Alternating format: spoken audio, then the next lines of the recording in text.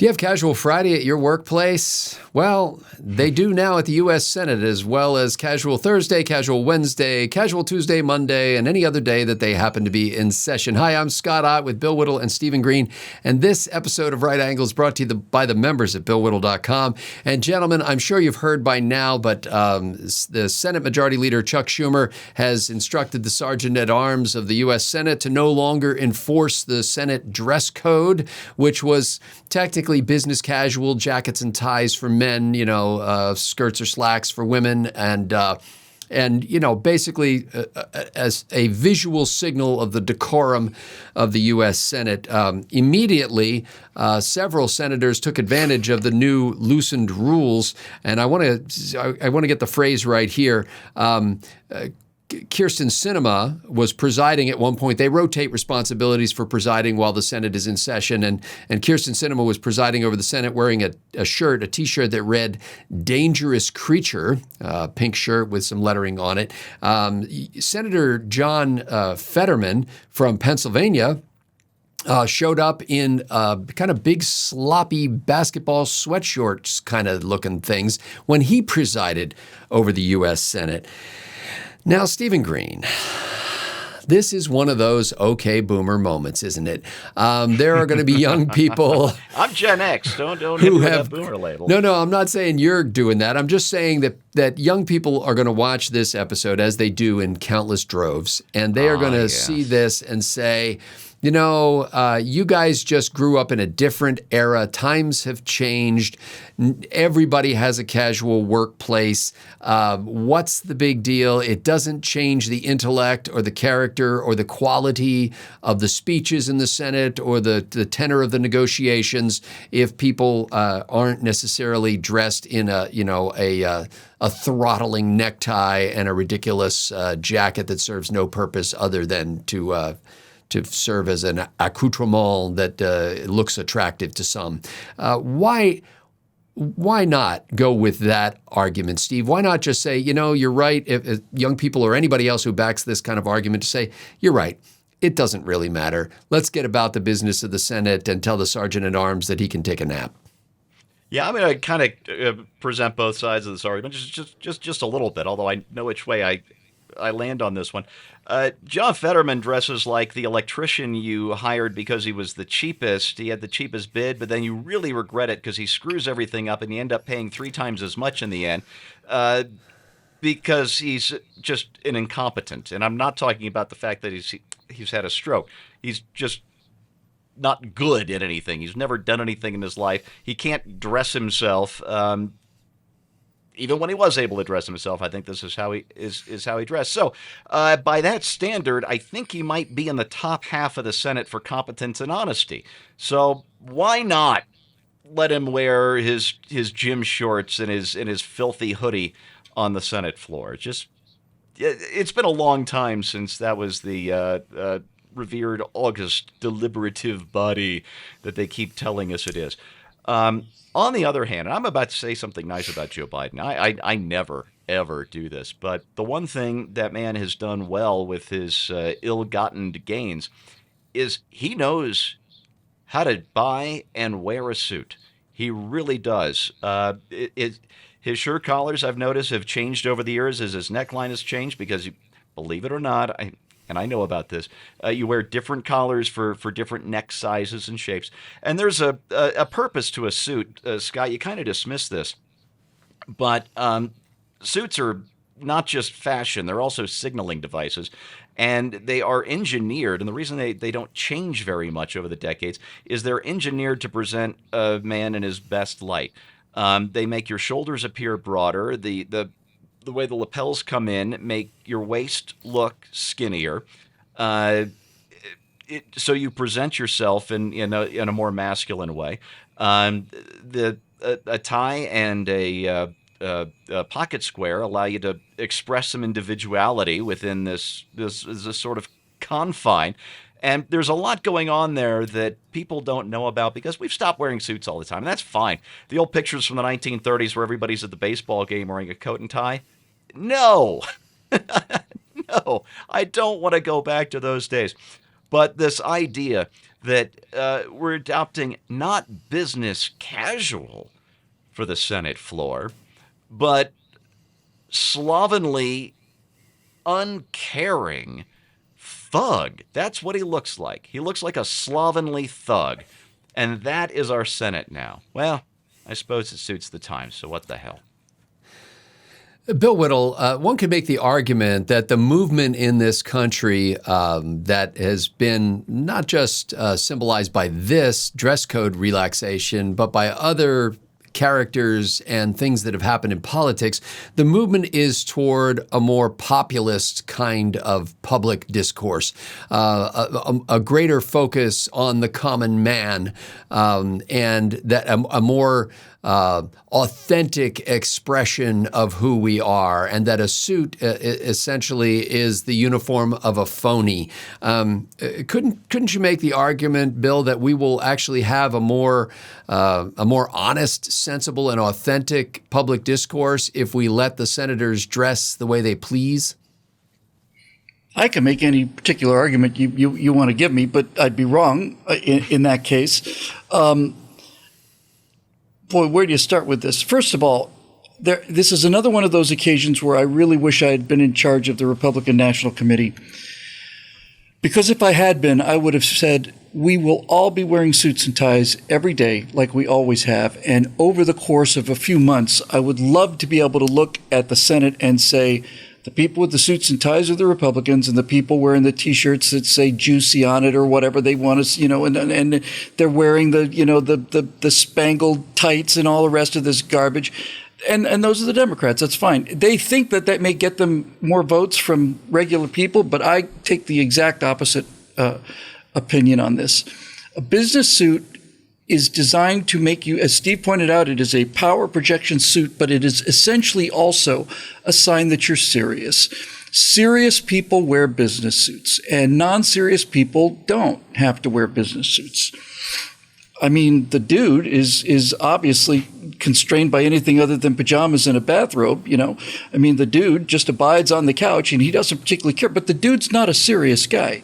And so this idea that we're going to degrade the standards of dress and that's somehow good for the country and the experience is just plain wrong. If you want to take an extreme example of this, you guys mentioned that people used to wear suits and ties to the beach. But when the British were in India and Africa during the Victorian era, they would wake up every day and they'd shave and they'd get into their shirts and they'd put on these red woolen uniforms, and they had to be spotless, and they had to do that specifically because they said these are the standards that we have to live up to, and if we start slacking on the way we dress, we're going to start slacking on the way we think and the way we train and the way we fight and and we're start slacking on our beliefs. And then the worst thing that could happen to you if you were a Victorian Englishman was you went native. You just gave up all the discipline that got you this empire in the first place. It's remarkable, really, if you think about it. This one little tiny island, basically in control of a quarter of the world's land surface, because of the standards that they set for themselves, and they managed to live up to them.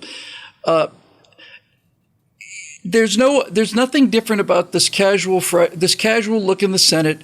Is you can just, if you're going to go there, then I say, okay. Most of the Senate is people talking. Nobody's listening. So let's put some widescreen TVs up there. Let's put some sports programs up there. Bring your iPod and your other stuff. Be sure to send out for Chick-fil-A and have Postmates bring you your lunch when it comes. And we'll turn the whole thing into just yet another ordinary commonplace. And the reason I am so dead set against this is the Senate is not an ordinary commonplace filled with ordinary commonplace people. Yeah. It is supposed to be composed of ordinary commonplace people, and I'm completely in favor of that. But if you're gonna wear a suit to go and apply for a job of any meaning whatsoever, it doesn't strike me as too much work to wear a suit and tie to to go to work in the Senate. Now, I may have a different opinion on this because I went to private schools. I was wearing jacket and tie from the time I was 5. And I don't find there anything particularly constricting about this, you know. And I'll say one more thing about this, just for what it's worth. If you've ever been an actor, especially on stage, you will find that an enormous part of your character is the costume. Yeah. I was a spear carrier in Man of La Mancha, and they put me in a conquistador outfit with conquistador's armor, and I had a sword and a belt, and I had a helmet, and I had these big, heavy boots. And you walk differently, and you project differently, and your entire demeanor changes. Clothes make the man. It's true.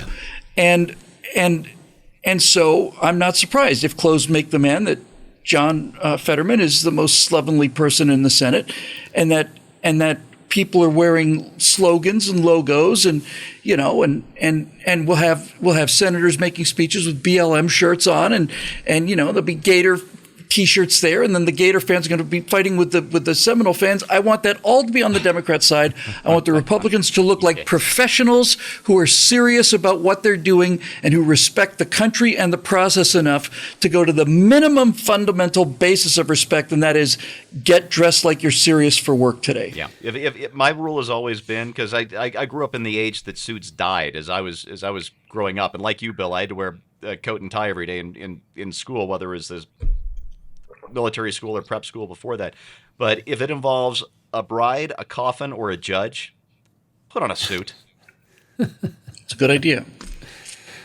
Well, you know, I worked from home for about 7 years, and during that time, I rarely was out of a pair of cargo shorts. That's how I dressed, and I did appear on camera often during that time.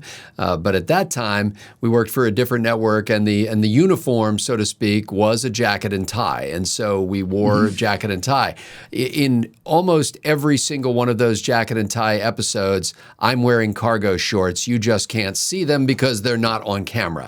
And so I only say that just to say that I'm not some kind of guy who constantly shows up everywhere in a suit and tie.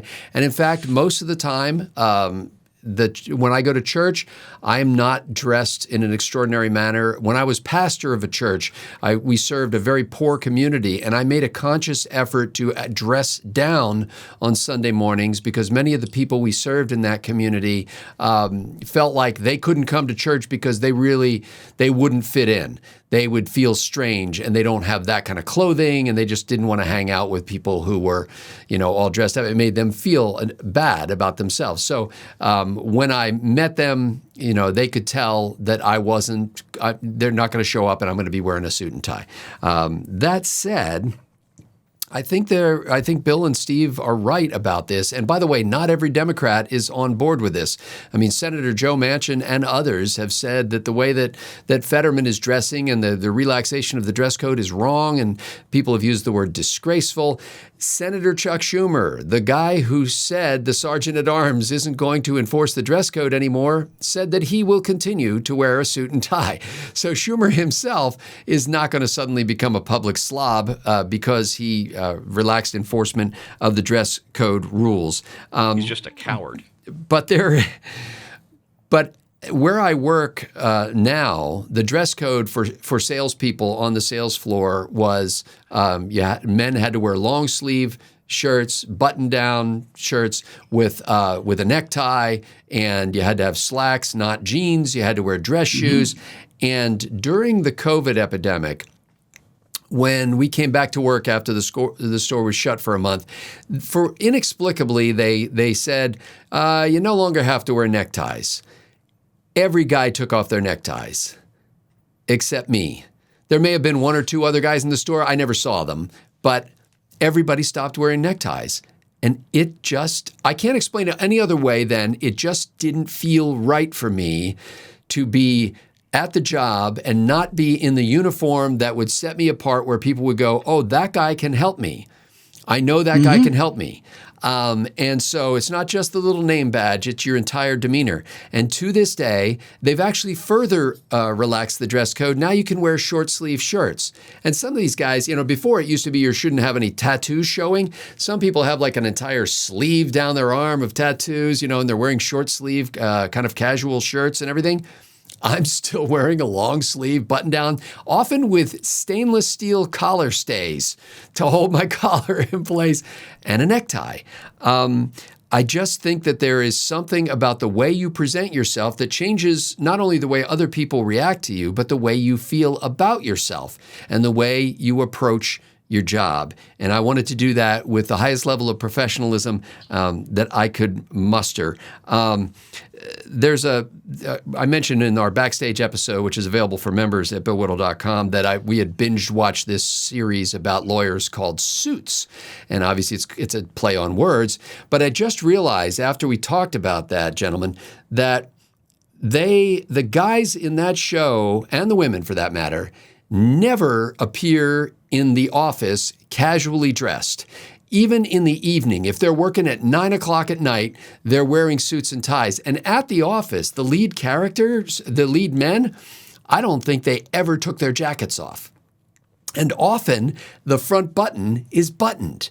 Like they are wardrobe by Natalie attired, as they used to say on Car Talk on NPR. So there is something that sends that signal. Now, when they're in their own homes, which are very, swanky apartments and everything, they still look really nice, but they tend to have, an open collar shirt on or something like that. And that makes them compelling characters. And when you dress professionally, people are more attracted to you. People are more attentive to you. People are more likely to listen. And when you see a U.S. senator, I think most Americans still can look at that guy and say, yeah, he's my senator. He agrees with me. He believes in the things I do. He doesn't dress like I do at work. He doesn't dress like I do at the barbecue. He doesn't, he's not casually dressed because his job is to be the U.S. senator. So anyway, that ultimately comes down to this.